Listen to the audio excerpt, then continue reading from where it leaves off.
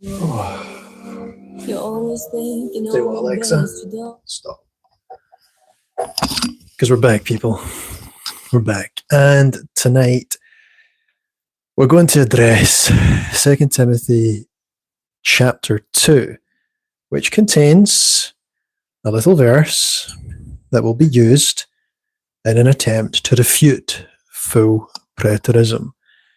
You'll see it come up, it'll be offered to you, and it might even come up in your own mind as you contemplate the fulfillment of prophecy. Let's read it together. We're looking at verses 17 to 18 of chapter 2 in 2 Timothy. Sometimes confuse it with Thessalonians. 2 Timothy. And their message spread like gangrene. That's not proper grammar, is it? Let's fix that. And their message spread like gangrene. Hymenaeus and Philetus are of this sort, who have strayed concerning the truth, saying that the resurrection is already past, and they overthrow the faith of some.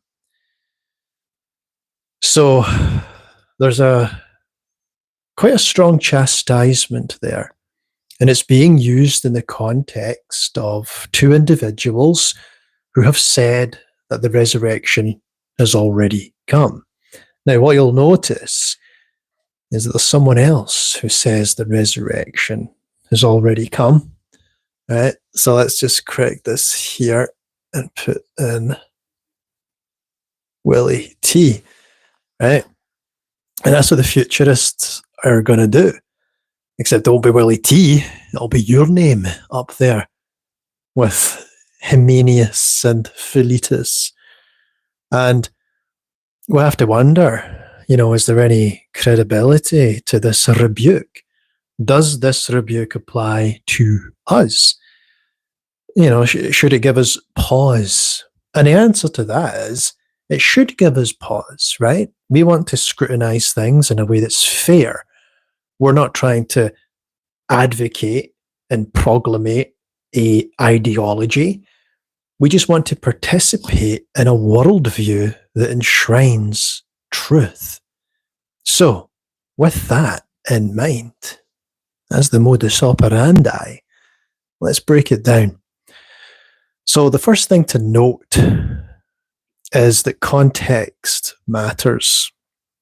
And that this message that Paul wrote, or that maybe Timothy wrote it, but Paul spoke it, is that it was written before 70 AD. Now that's very important because the application of this, the fulfillment of the resurrection from the full preterist perspective is 70 AD. Okay?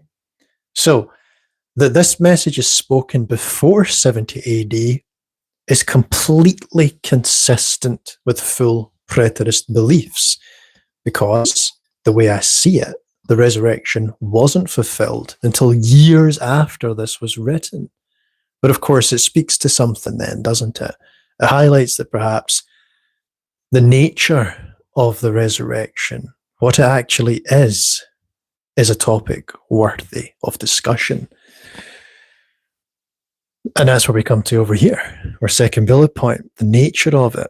So H and P is informally referring to our people up here, Hymenaeus and Philetus. How interesting, right? That these two characters from history, from 2,000 years ago, that their names are still remembered to this day. Thousands of others who walked past them and brushed shoulders with them are forgotten, but these two individuals are remembered. Why? For some kind of misapprehension of what the resurrection entails. How curious, right?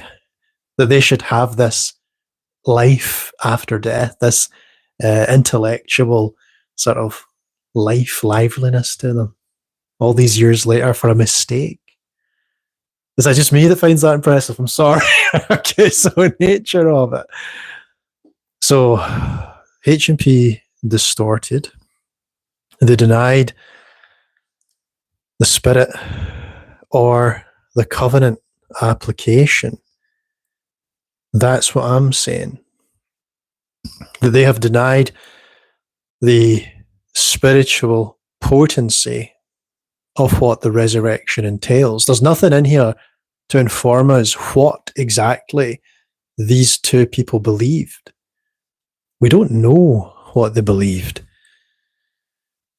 We only know that whatever they believed the resurrection to mean, they were speaking as though it was already past. Okay? But I would submit that this is not the case. But it is interesting that they would be able to even discuss the resurrection as something that's already past. Why would anyone listen to these two people and not think them insane if the belief was that the resurrection was a physical popping out of the ground or some kind of, incredible Hulk gamma radiation burst through the body as your body transforms into some celestial powerhouse? How is it that anyone ever entertained the words of Hymenaeus and Philetus? That's curious, right? But I would submit that they had not only made this error in terms of timing, and I'm not saying that I agree with these two because I don't know what they believe, but I would imagine that they didn't quite fully capture the subtleties of the Spirit, because the true action of the Spirit is the Spirit of God, which sought to vindicate the faithful remnant of Israel against apostate Israel. There is a story being told, and it has quite the heritage. It has quite the pedigree. And I would imagine that these two shore off certain doctrines, cut off certain doctrines to go off into a private sort of cult that didn't quite adhere or have a genetic connection to Israel. Instead, and I don't mean that materialistically, I'm speaking metaphorically, right? Like the olive trees. These branches were not grafted in to the olive tree of Israel. They had found this little offshoot, some kind of aesthetic similarity, a concept, resurrection, and then they ran astray with it to the point that Paul had to address the problem. Okay? And that entails the covenant application of it. Clearly, they were not dealing with resurrection in a covenantal way. They just had some kind of aesthetic grasp, but we don't quite know exactly what the heresy was. All right. So we come then to our third point, and that is that the parousia, the judgment, and the resurrection were still yet. So there was definitely a timing error. That's the one thing we can be certain of, that these two had committed a timing error, because the parousia was supposed to come soon. Lo, I'm coming quickly, yet a very, very little. The idea of the imminency of the return of Christ is not something we debate in Christianity. Indeed, it's something that linguists puzzle on. C.S. Lewis, the most famous among them, of course not a theologian by training, but certainly a very intelligent and gifted linguist, called the second coming one of the biggest embarrassments of the faith, because Jesus appeared to be wrong. The judgment upon you shall come all the bloodshed in the world, from Abel to Zechariah, son of Berechiah, whom you murdered between the temple and the altar. Assuredly, I say, all these things will come upon you, this generation. Matthew 23. Okay? Not even mentioned in 24. Matthew 23. That blood guilt was to be fill up then the measure of your father's guilt. And of course, the resurrection.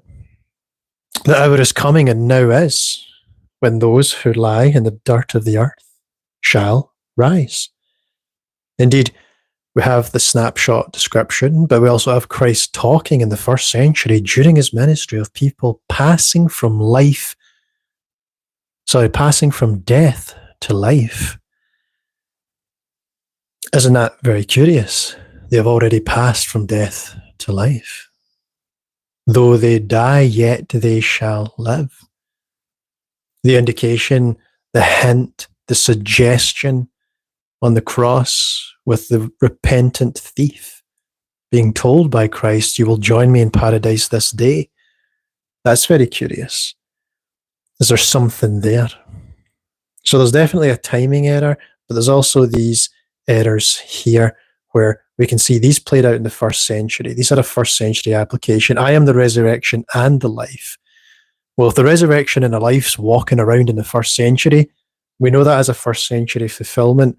Obviously, there was a cathartic bow to be tied on it that wouldn't reach its fruition until 70 AD. As Paul said, the working out of your salvation. Salvation draws nearer than we first believed. Paul's talking like that in the first century, indicating that salvation is a reality that is increasing in luminosity. In fact, so much so that he tells his audience it's drawn closer than I first believed. Does that sound like 2,000 years in the future? Indeed, why pen a letter if that was true? Instead, it was relevant to their situation. When you see Israel encompassed by armies, know then that its desolation has drawn near. And this one here, there are some standing here who shall not taste death till they see the Son of Man coming with the kingdom. All these things that are first century happening, it just hadn't occurred when these two were talking about the resurrection, whatever they believed it to be. Now we move on to the fourth point. The covenantal application, just to emphasize the contextual framing.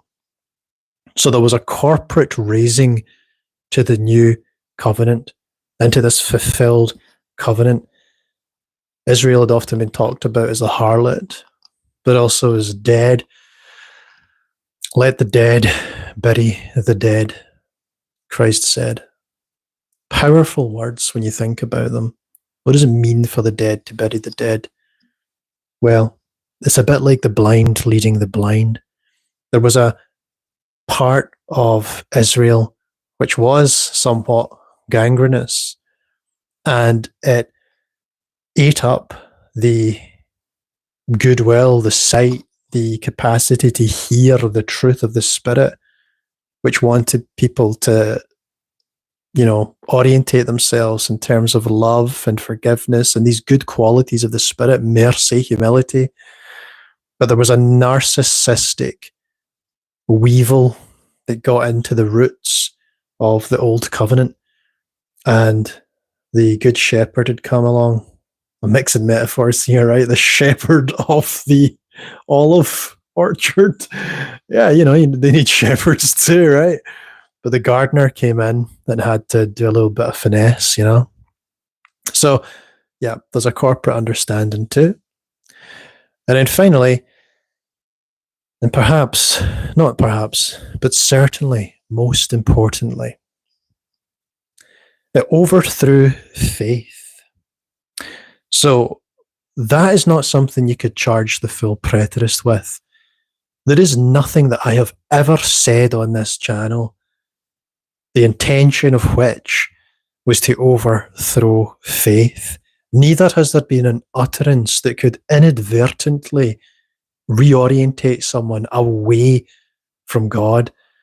And if you look at the channel description of Willie T, I have not changed that since 15 years ago. It's all glory be to God. Very simple. There's nothing in it except from the purity of the expression, because that is over and above full preterism. Full preterism's way down here in my list of priorities, right? It's right down here. Love is right up here. And yet this stuff is still important. So how much important then is this stuff? I've spent 10 years talking about full preterism. It's important to me, but it means nothing compared to love and living in the Spirit of God. That is the main focus. I have never inadvertently or deliberately sought to overthrow the faith of anyone. And part of that as well is a careful disposition of humility. If you're watching this channel and you don't agree with me, it's probably because you've spoke to me in the comments and thought, you know what? I don't agree with this guy. This guy doesn't agree with me, but he's actually being respectful. I'm gonna maybe listen to this guy and see what he has to say. That's the attitude I have, you know. And if that resonates with you, it's your attitude as well. That's what this community is. And at the end of this video, you don't even have to agree with me. I would say that you prize your relationship with God over anything that I say. Can I say every full preterist is like that?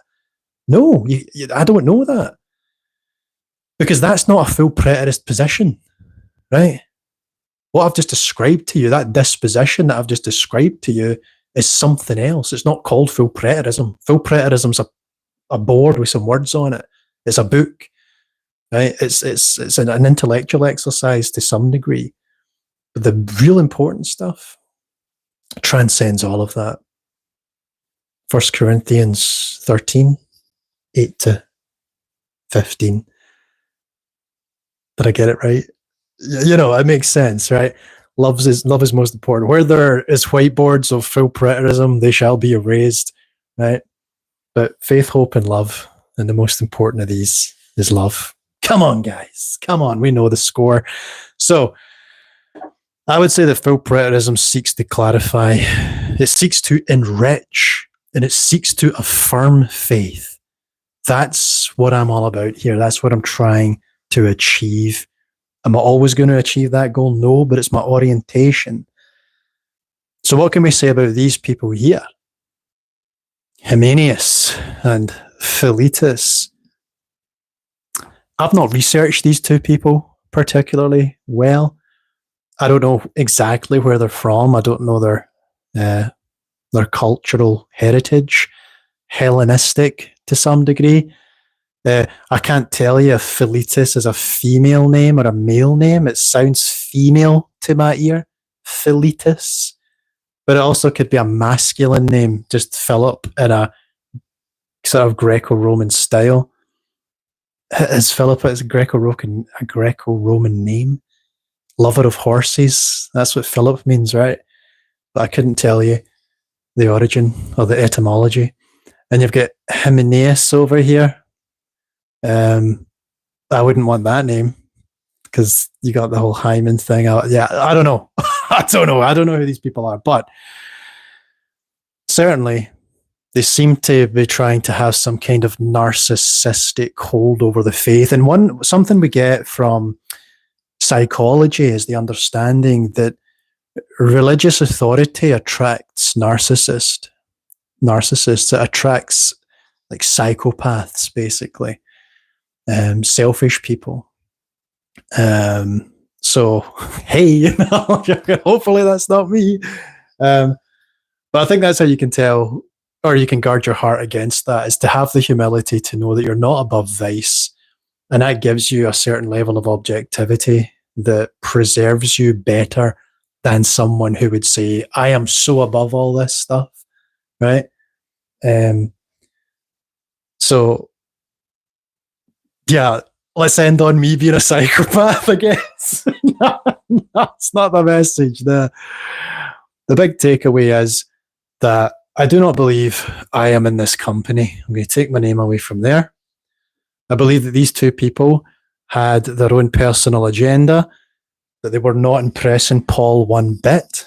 And so Paul had to sternly chastise these two people because the way they were operating was not above reproach and seemed to actually challenge the thrust of Paul's ministry. What these two people should have done, which would have been after my spirit, is sought the counsel of Paul. They should have spoke to Paul and asked his opinion on some of their beliefs, because Paul is ultimately someone who has authority And, if you're in that time and place, you might be skeptical of Paul, understandable.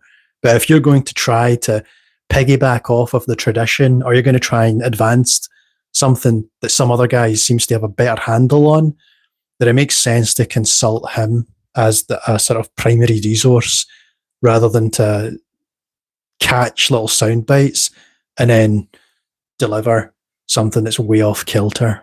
So that's what I try to do. I try and reach out to experts. I try to consult the most cutting edge of the research, and in so doing, inform myself so that I could not be written of in the same way by Paul. And hopefully that comes across. We reach something of a conclusion. Hello, everyone. Frankie. From what I'm learning, the term resurrection also means to be honored or to be glorified or highly esteemed. That sounds right, Frankie. I'm starting to think that the first resurrection was those saints that received Christ before the destruction of the temple, and that the second resurrection are those that receive Christ after the temple. You know what? It can have that application, Frankie. I don't have a problem with that. Personally, from what I've read about it, I would say the first resurrection is certainly those who, you know what? Yeah, no, I just agree with you. I was about to just say the same thing in different words. Those who came to faith during Christ's ministry right up until 70 AD with the destruction of the temple, that's those who would have been partaking in the first resurrection. Even if they were slain or if they continued to live beyond 70 AD, they partook in that first resurrection. All the Christians participate in that movement from death into the life of the revived, new, reconciled relationship with God, the new covenant. But all those outside of the covenant, all those who rejected the gospel, those are the ones who participate in a second resurrection. That resurrection is a bit more general, and it's a sort of legal disposition towards God into this new covenant where his light shines on everything. But it's also one of condemnation to say, look, you're on the wrong side of history here. But I don't think it's a line drawn across historical or nationalistic lines. I think it's a moral distinction at that point. Hello, Grady. Didn't sound my Willie.